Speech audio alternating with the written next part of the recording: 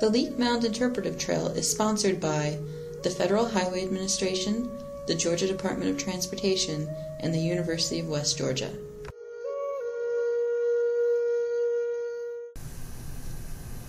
Hi, and welcome to another Leak Mounds Interpretive Trail podcast. If you're following along on the trail, this podcast corresponds to the Hidden Midden panel. I'm Jennifer Teeter. I'm Marcus Toft. Before we start this podcast, we're going to reference another podcast and just give some brief definitions for some terms that we're going to be using. Right. And the first one is artifact. And the way we've defined artifacts are portable objects that were made or modified by humans. The second type are features, and they're also purposely produced by humans. And they can't be moved like artifacts can because they're either larger than an artifact or they're the byproduct of artifacts. Right. So you have maybe something like a chimney, which would be too large, or you have a stain in the soil that was left over from a fire and you can't just pick it up, so it's not movable. Exactly. And the third term we're going to use is ecofact. And ecofacts are objects that are used by humans, but they weren't made or modified. So it could be like a shell that people use to drink from, but they haven't done anything to it to change the makeup of that object. Right. And now for this podcast, we're actually going to talk about middens. Which are a type of feature.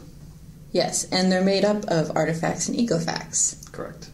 And Jennifer, I think a simple way to think of middens is basically as a trash heap. They're features where over time, over a period of time, sometimes several hundred years, people deposited their trash. And so it built up, and now we have these really rich features where archaeologists can discover a lot about the daily life of people who left their trash there.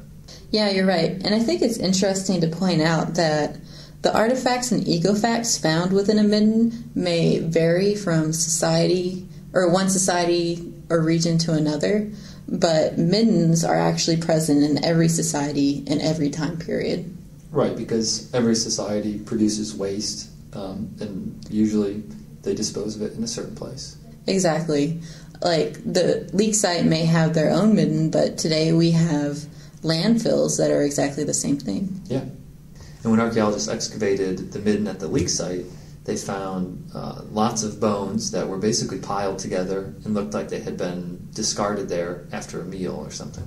Yeah, and also with those bones they found non-local artifacts that had come from other areas and stuff. Right, and the archaeologists kind of interpreted that as people were coming to the leak site, were traveling there, and then taking part in these feasts. A lot of times archaeologists can recognize middens from the decomposed organic material that might have been thrown away during like the feasts at the leak site, or just wasted food or other things that have been thrown away by people. Right, and over time that the decomposition of those materials alters the soil so that it's a different color from the rest of the soil or dirt that they're looking at. Sort of like how when we talked about features in the other podcast, post holes. Yeah, post holes are made by the wood decomposing from a structure, and it changes the soil, just like the organic remains change the soil color of a midden. Exactly. So archaeologists don't always have to have a physical item that they can identify, such as a piece of pot or something. Yeah, that's a really good point too, because archaeologists are studying the past, or studying people who lived in the past, and they study whatever remains they leave behind. So it could be an actual physical artifact, or it could be some other type of evidence like a soil stain. Middens are also important because they can help archaeologists relatively date things that are found at a site. Yeah, and the general idea behind relative dating is that what's buried furthest down in the soil is older than what's buried above it. Yeah, so to the trained eye of an archaeologist, a midden is in different layers so they can identify different time periods based on those layers. Yeah. Thanks for listening to another Leak Mounds Interpretive Trail podcast. And remember, your trash today may be an artifact tomorrow. The Leak Mounds Interpretive Trail project was done in partnership with the City of Cartersville and Bartow County.